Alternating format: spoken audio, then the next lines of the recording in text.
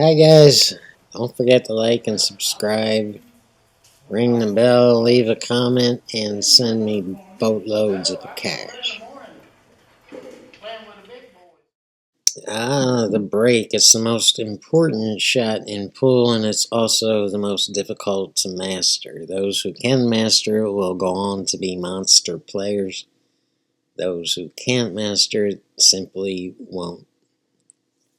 And the reason it's so difficult is because you're trying to accomplish three things in one hard shot. And on this particular day, on this table, and in this game, I'm breaking from the left-hand side of the table. I'm just a little bit left of center at the break line, which means I'm trying to make this wing ball on the same left-hand side down here in this corner pocket. If I was breaking from the right side of the table, the wing ball that I would be trying to make would be this 4 ball in that corner pocket.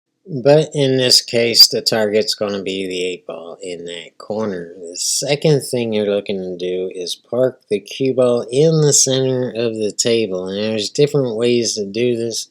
Some guys draw it back off the side rail and drift back into the center of the table, but I don't like doing it, and particularly not on this table. It just doesn't work well for me, and I usually go into traffic and get banged around if I try to do that. So my style is just to crack the rack as hard as I can, bounce off the 1 ball, and bounce a little bit backwards and just bring that cue ball to a stop at the center of the table. And the third thing I'm trying to do is get that 1 ball back up table and near the corner pocket. And in this case, because I'm breaking from the left-hand side of the table, I'm trying to get the 1 ball up by the top right-hand corner pocket. If I was breaking from the right-hand side of the table, I would be trying to get that 1 ball up by the top left-hand corner pocket.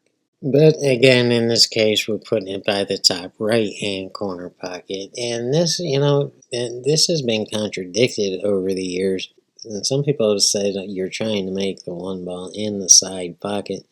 That might be the case with the cut break, but I don't see any logic in doing it, especially in tournaments where the 2 ball has to be racked at the back of the rack. And the reason I do that is, as the theory goes, nobody knows where the 2 ball is going if you do that, because it's bouncing off the bottom short rail and it's banging in the balls, and it's almost unpredictable. And I say almost because this has changed over the years, but getting back to the point, if you make the 1 ball and you don't know where the 2 ball is going, you're just playing craps. What you need is a shot on the first object ball.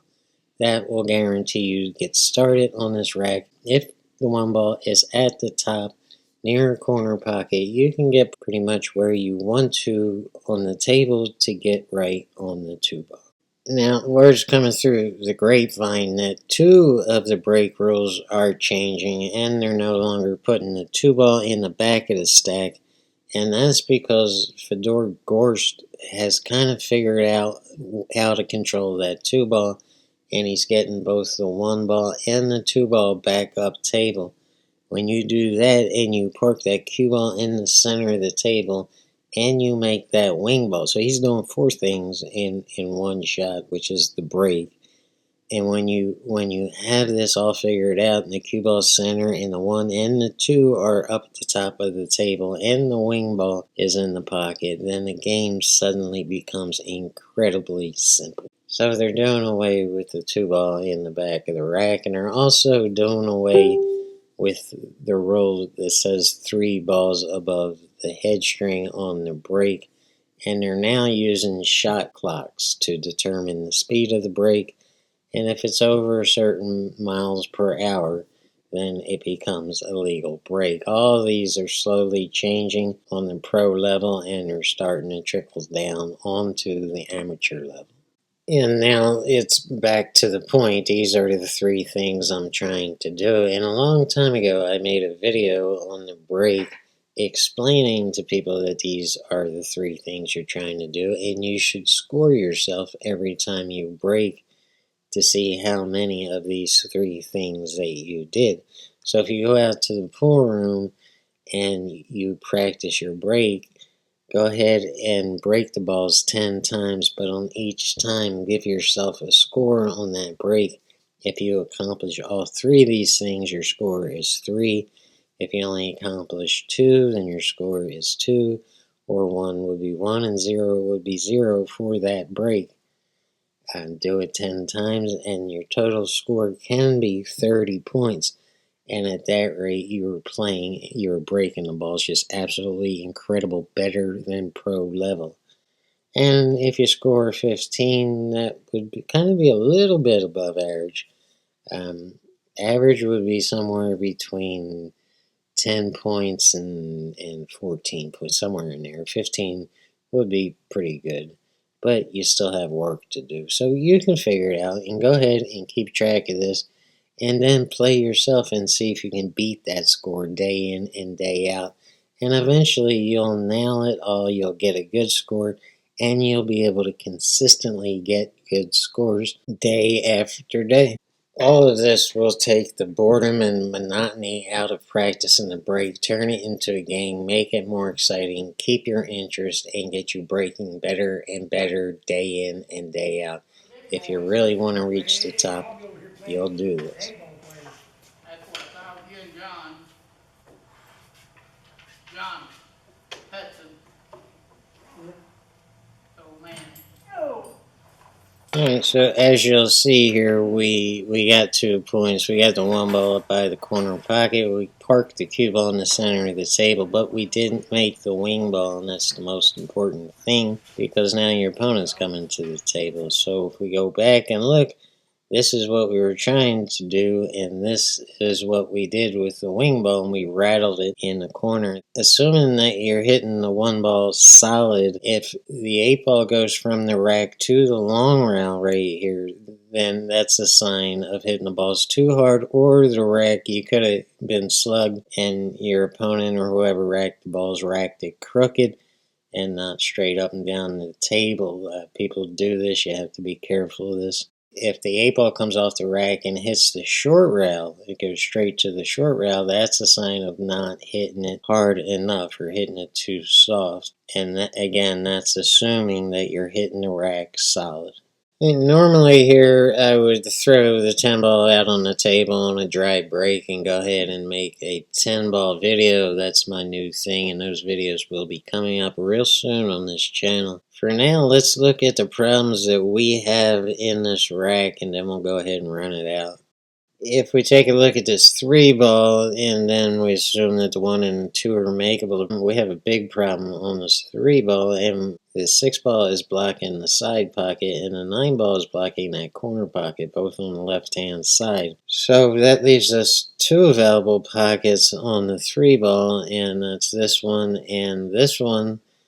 So we need to get up on this side of the 3 ball in order to make it, but do we want to shoot it in the corner or do we want to shoot it in the side? That's the issue, and we have to figure it out before we start shooting it. I'm going to let you guys decide if you think I handled this the right way or if you think there might be a better way. Later on in the game, I get on the wrong side of the 6 ball line. We want it to be on the left hand side of the 6 ball, so we can just kind of stun it down table for a shot on the 7 and the right shot to get on the 8. But I can't, it's not that I got bad position on the 5 to get to the 6. I got perfect position. I just didn't shoot the 5 ball good enough, and we just came up on the wrong side of the 6. So now I have to go 3 rails down table on the 7, and this is the hard way to do things, and it's the risky way because the more you move that cue ball, the higher your chances of screwing things up. So we're going to have a serious problem on the 6 ball. Let's see how we handle it all. And let's start this video from the top, even before the break, and run it through and take a look at what we do here. Hudson. Oh man. Oh. It was a perfect break, I just didn't make the wing ball. And this 3 ball still has me concerned. What do you think, fellas? You see where the 2 ball is. And I get a little bit too much on the right hand side of the 2 ball.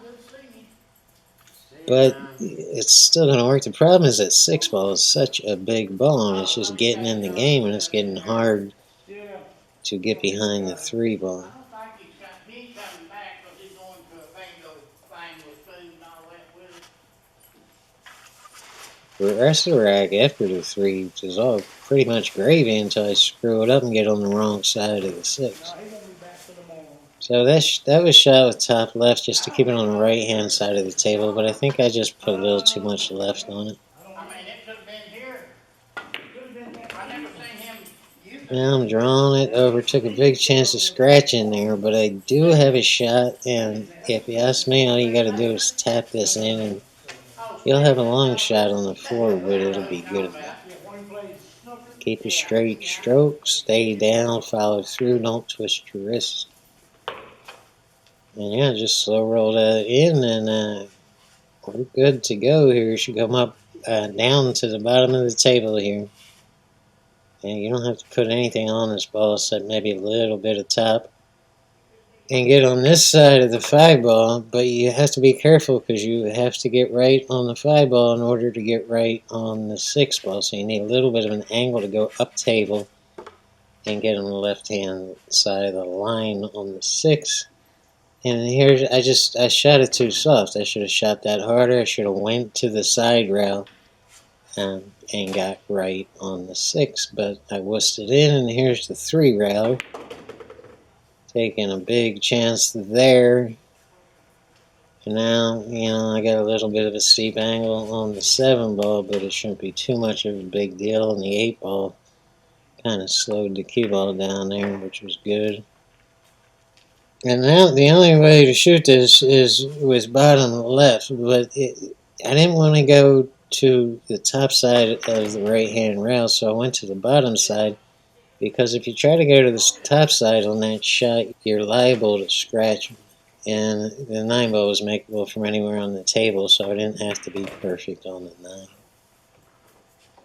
And that's it. Let's take a little bit of a look at what I've been working on for the past couple of weeks here.